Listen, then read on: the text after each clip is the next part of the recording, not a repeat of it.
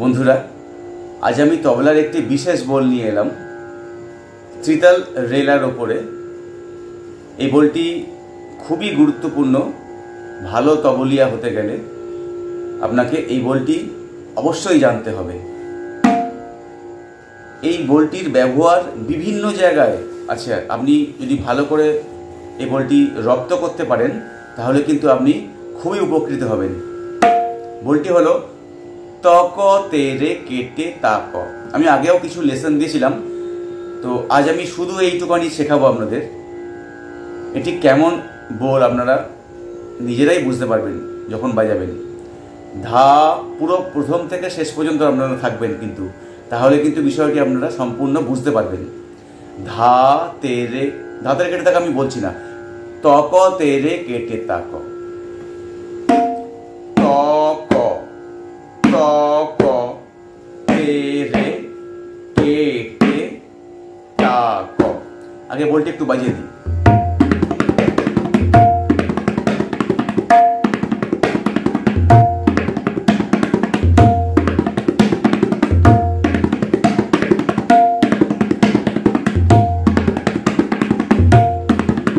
রেলার বল স্বভাবতই খুব স্পিডে, খুব দ্রুত লয় বাজানো যায়।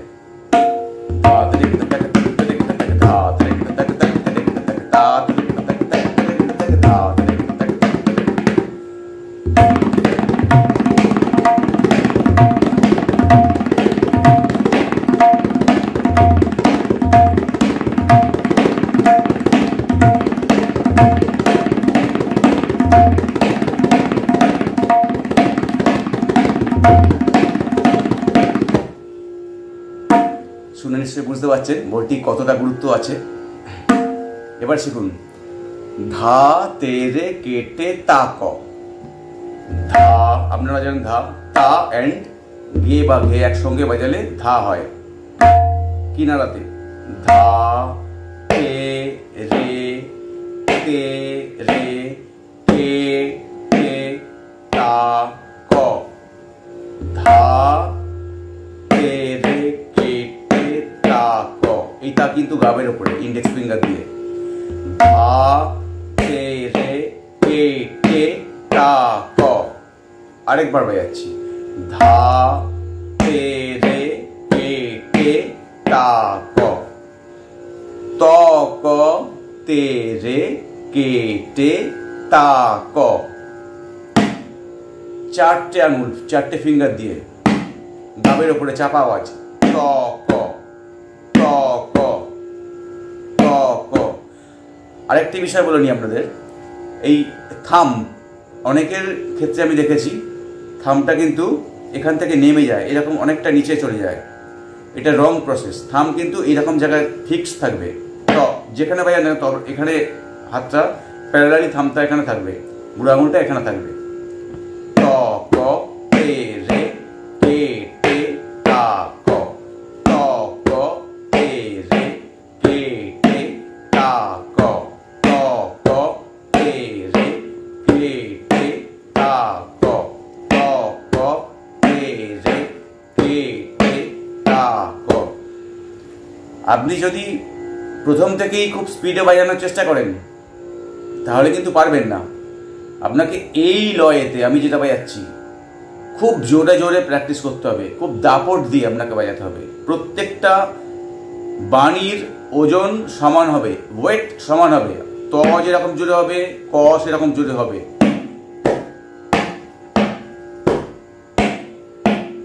সব সমান ওজন হবে, প্রত্যেকটা সাউন্ড কিন্তু সমান হবে। এরকম হবে না, এরকম যেন না হয়। প্রত্যেকটা সমান ওজন হবে।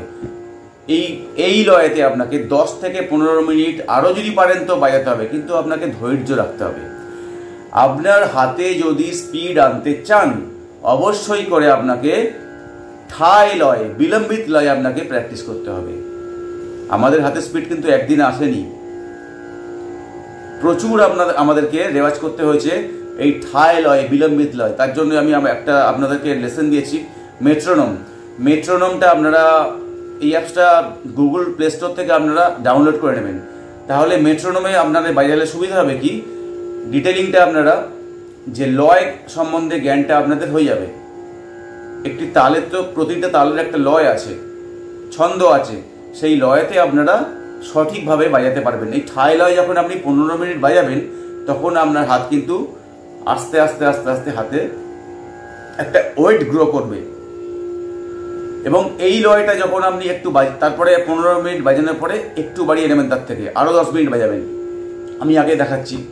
ক ক কে রে কে কে তা ক ক ক কে রে কে কে তা ক। ছুঁড়ে ছুঁড়ে বাজাবেন, ছুঁড়ে ছুঁড়ে, হাত ছুঁড়ে ছুঁড়ে অনেকক্ষণ বাজাবেন, 15 মিনিট, তারপরে একটু বাড়াবেন।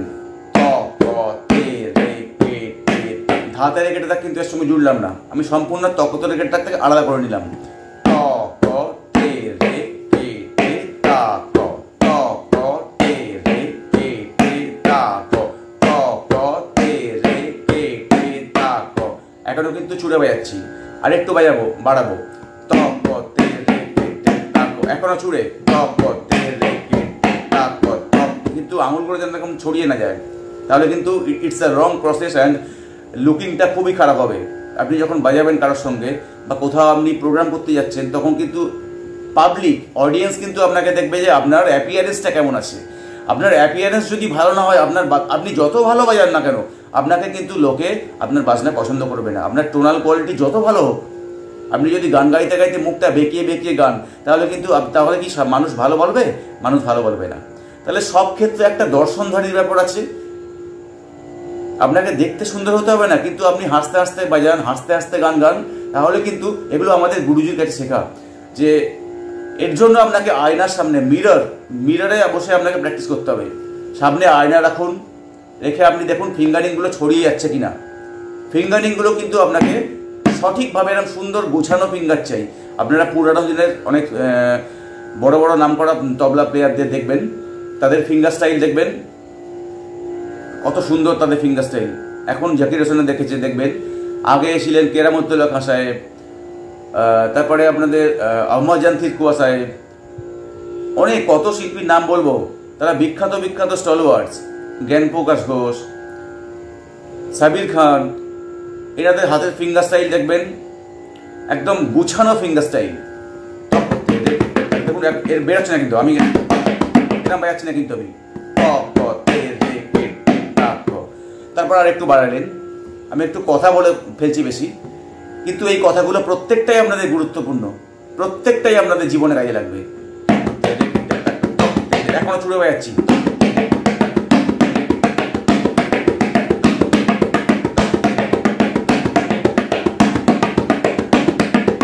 তারপরে একটু বাড়ালেন, এখনো ছুড়ে।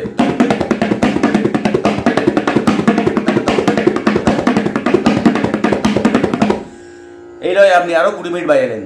বাজাতে আপনাকে হবেই, আপনাকে ঘাম ঝরাতে হবেই, আপনাকে চেষ্টা করতেই হবে যে আমি বাজাবই অ্যাট এনি কস্ট। তারপরে কিন্তু একটু রেস্ট নেবেন। আপনি কিন্তু অ্যাট এ টাইম পুরো বাজাতে পারবেন না, একটু 2 মিনিট রেস্ট নিলেন, নিয়ে তারপরে আপনি বাজিয়ে দেখবেন আপনার হাতের স্পিড কীরকম দ্রুত গতিতে আপনি বাজাতে পারছেন। আমার এই কথাগুলো মিলিয়ে নেবেন। তারপরে আর একটু বাড়ালেন। এবার কিন্তু হাতে আর এরকম দাপট দিয়ে বাজালে হবে না, আর কিন্তু ছুঁড়ে বাজানো যাবে না। এখন স্পিড কিন্তু এসে যাচ্ছে, হাতের স্পিড কিন্তু যখন আপনি বাড়াবেন, যখন লয়টা বাড়াবেন, তখন কিন্তু আর ছুঁড়ে বাজাতে পারবেন না, তখন আর একটু স্মুথ করতে হবে, সফটলি বাজাবে। দেখুন আমি আর ছুঁড়ে বাজাচ্ছি না, আমি কিন্তু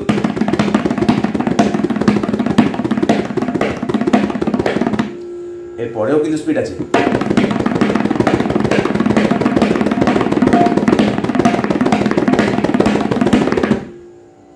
আপনিও পারবেন।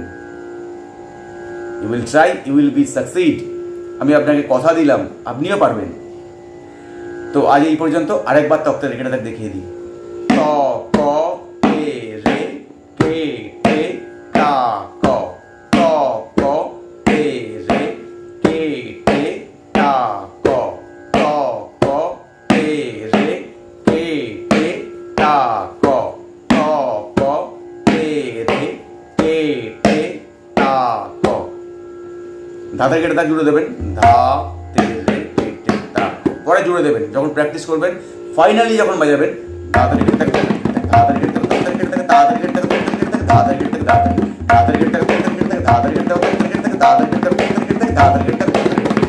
এতটুকু রেয়াজ করবেন।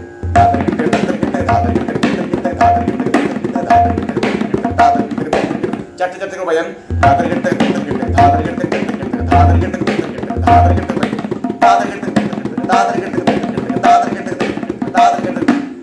One, two, three, four. 1, 2, 3, 4. 1, 2, 3, 4. 1, 2, 3, 4. বন্ধুরা আজ এই পর্যন্ত। সবাই ভালো থাকবেন, সুস্থ থাকবেন, আর আমার এই বাজনাগুলো তুলবার চেষ্টা করবেন। যতদিন পারবো আপনাদেরকে আমি এভাবে সাহায্য করে যাব। তো আবারও একই কথা বলবো যে যদি সাবস্ক্রাইব করে না থাকেন অবশ্যই আমার চ্যানেলটি সাবস্ক্রাইব করে দেবেন, তাহলে পরবর্তী ভিডিওগুলি নোটিফিকেশান সব পেয়ে যাবেন।